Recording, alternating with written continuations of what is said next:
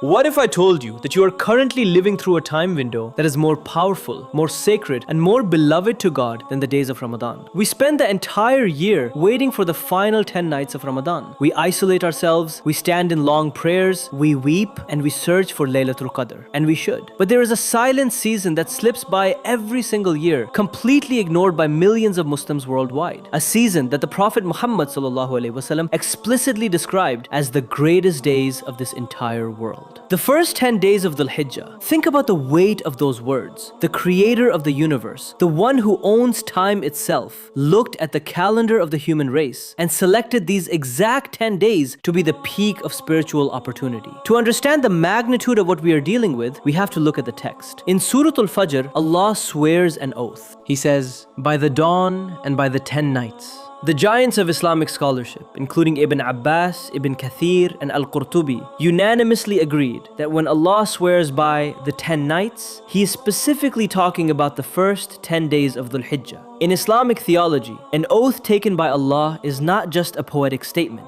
It is a divine marker of absolute greatness. Allah does not swear by anything except that it holds massive significance for humanity. He swore by the sun, the moon, the night, and the dawn. And right alongside those cosmic creations, He swore by these 10 days. Why? Because these days hold a secret that no other time of the year possesses.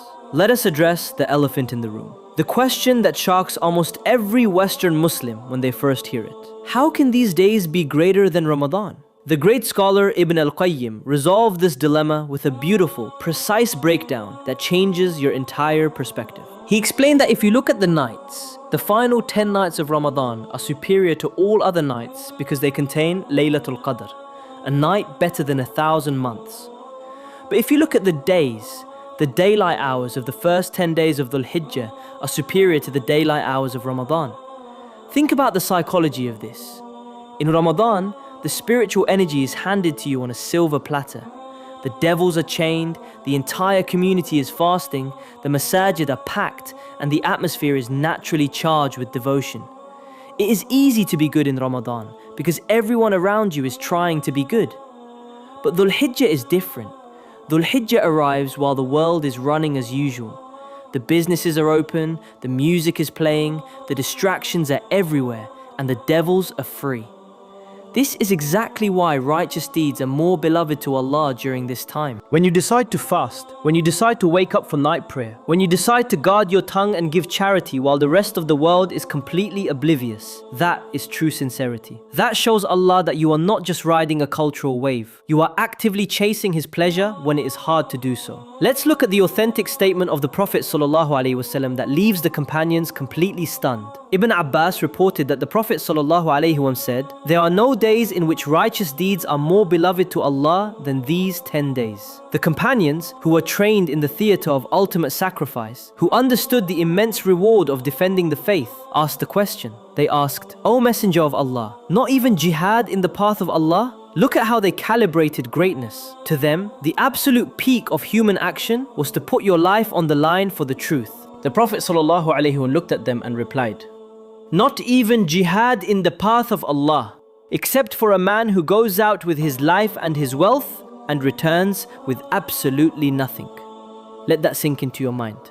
Unless a person goes out into battle, loses his life, has his wealth destroyed, and never returns to his family, unless they reach the absolute extreme of human sacrifice, your simple deed during these 10 days is heavier in the scales of Allah. Your subhanallah, your $20 charity, your smile to your brother, your restraint when anger boils inside you. During these 10 days, those ordinary actions enter a divine particle accelerator. They are multiplied beyond human computation. This is not a regular season. This is a spiritual gold rush. And most people are walking right past the gold mines. Why did Allah choose this specific window? What makes Dhul-Hijjah so uniquely heavy in the spiritual realm? Al-Hafiz Ibn Hajar al-Asqalani, the master of hadith explanation, gave the ultimate answer in Fath al-Bari. He wrote that the fundamental reason for the superiority of these 10 days is because they are the only time in the entire year where the mother acts of worship combine. Think about it. What are the pillars of our faith? You have Shahada, Salat, Zakat, Sawm, and Hajj. In Ramadan, you can pray, give charity, and fast, but you cannot perform Hajj. Throughout the rest of the year, you can pray and give charity, but it is not the time for Ramadan fasting or Hajj. Dhul-Hijjah is the only cosmic intersection where all 5 pillars can be executed simultaneously. On any given day in this window, there is a Muslim standing in prayer, a Muslim giving charity, a Muslim fasting, and millions of Muslims standing on the plains of Arafah performing Hajj. Because the pillars of Islam converge in this single time frame, the divine light descending upon the earth reaches its maximum intensity. The spiritual gravity of the planet shifts. It is the only time the entire system of Islamic worship runs at 100% capacity. Now that we understand the theology, we must move to execution. Knowledge without action is a burden, not a blessing. If you want to hack this season and maximize your output, you need a precise, militant action plan for the remaining days. Step 1. The radical reset. Tawbah.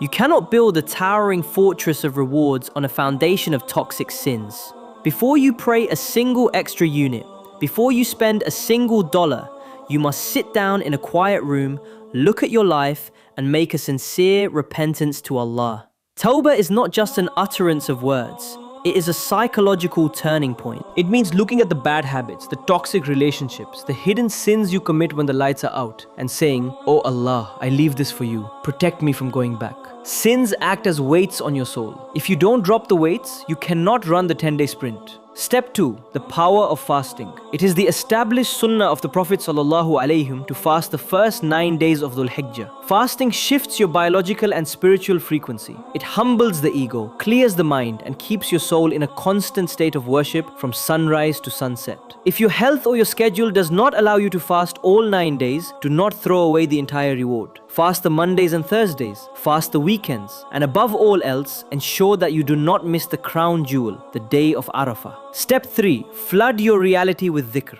The Prophet ﷺ gave a direct command for this season. He said, "Increase during these days the recitation of Tahleel, La ilaha illallah, Takbir, Allahu Akbar, and Tahmeed, Alhamdulillah." The scholars of the past, like Umar ibn al-Khattab and Abu Hurairah, used to walk into the public marketplaces during these 10 days and recite the takbirat out loud, just to remind the people to wake up and remember God. This is the season to keep your tongue moving. When you are driving to work, when you are editing videos, when you are walking down the street, eliminate the background noise, turn off the podcasts, turn off the distractions, and flood your mind with Allahu Akbar, Allahu Akbar, La ilaha illallah, Allahu Akbar, Allahu Akbar, Walillahil hamd. You are reprogramming your subconscious mind to recognize that God is greater than your current anxieties, greater than your financial stress,